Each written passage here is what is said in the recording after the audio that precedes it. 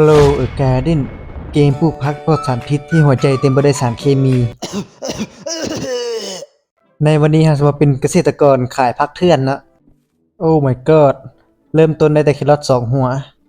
ปลูกเลยมันกำลังไงเฮ้ยเก็บเกี่ยวเอาแครอท 0.32 กิโลหัวบักเอกเลยไปขายเลยเรียบร้อยได้เงิน51เดี๋ยวเราจะไปซื้อเมล็ดพันธุ์เพิ่มมีสตรอเบอรี่พร้อมจัดมาเลยสตรอเบอรี่เม็ดแดงแป๊ดมาสตรอเบอรี่เอาฝนตกแหลมเลยมาแล้วสตรอเบอรี่ยิบเอา 0.28 กิโลมันสามารถเอาได้หลายเท่าเอาไปขายย่างด้วนเลยต้องการเงินย่างด้วนเอาแครอทมาเพิ่มเดี๋ยวปลูกแครอทเพิ่มจาก4 อันโอเคประมาณนี้อ๋อโคตรเยอะแครอทอันนี้อ๋อ0.37 กิโลป่อ ใหญ่สำคัญเลยขายมดจั่วเลยขายมดอุ้ยได้100ฮ่า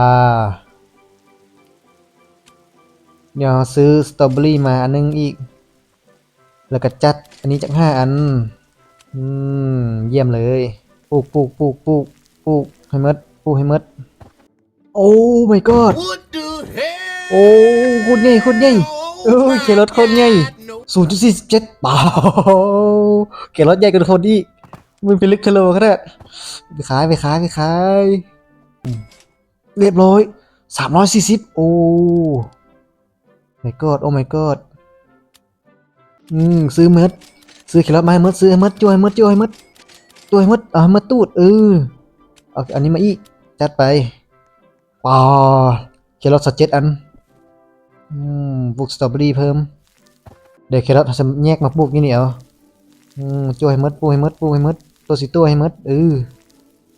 ให้เมดเอาให้เมดทุกอย่างนี่ส่วนแครอทมีอย่างอันนี้แครอททองแครอททองว่ะแล้วมีหลายอีกเก็บให้หมดเอาหมดเก็บเกี่ยวโอ้โห2,000แล้วมีอย่างต้องการอันนี้มันฝรั่งจัดมาจาก2 อันเลยแล้วก็เอาบลูเบอร์รี่มาโอเคพอก่อนตอนนี้มันขึ้นเป็นตัวใหญ่แล้วปลูกอันนี้เพิ่มแล้วก็ปลูกสตรอเบอรี่เพิ่มอะไรหลายเลยสตรอเบอรี่นี่จวดจัดไปแครอทกับปูอีกปูให้หมดเก็บเกี่ยวมาเก็บ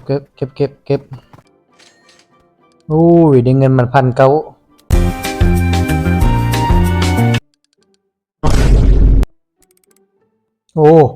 ไม่เลือกอันนี้ฮะ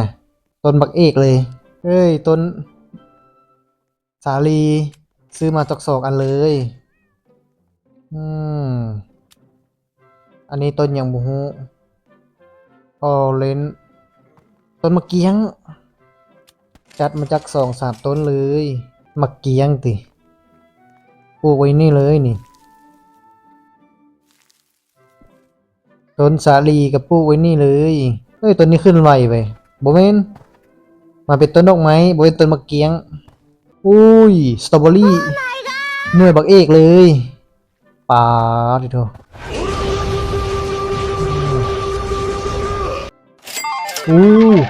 มีเงิน 6,000แม่งรวยป่ะซื้อเนี่ยแล้วเหลือเดียวพอดีต้นสีขาวต้นอย่างบูฮูโคโคนัทน่าจะเป็นต้นมะพร้าวได้บุกอย่างนี้เลยนี่ฮ่ารวยเว้ยไปเร็วอันนี้เป็นต้นมักเล่นที่อันนี้เป็นต้นมากอันนั้น 6.5 hours later ต้นแอปเปิลราคา 3,000 มาแล้วมาแล้วต้นแอปเปิลอยู่ไสแอปเปิลจ๋าอยู่ไหนนี่จัดมาเลยนี่นะต้นแอปเปิลเดี๋ยวมาปลูกไว้นี่เลยตัวเลยนี่นะอันนี้ไปแล้วอุ้ยบลูเบอร์รี่โอ้โหอันเบอร์เริ่มเฮ้ยเฮ้ยเล่นทอง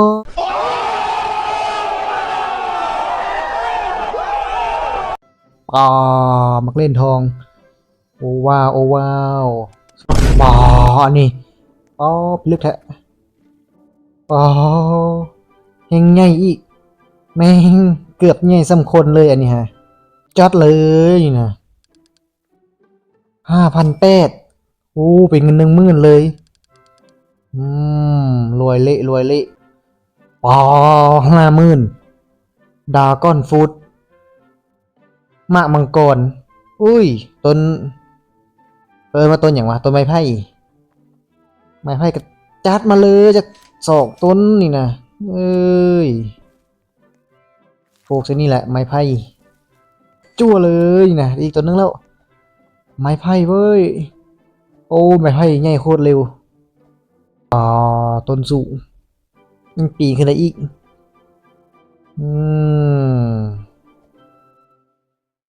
แล้วเบิ่งฟาร์มเขาไม่เป็นเลือดนะนี่โคตรเยอะเฮ้ยคนนี้แม่งมันเอามากเองโมโหมาโซน่าจะเป็นมังกรได้มันเอามาให้เอ้ยมีคนใจดีมาให้ว่ะดราก้อนฟู้ดไปขายเลยฮ่าขอบใจโอ้ย100,000โอ้ my god โอ้ my god ต้องจัดเลยแบบนี้มามังกรเหลืออันเดียวก็จัดมาเลยอุ้ยใครแต่ว่าก็จะมาซื้อหมดนะ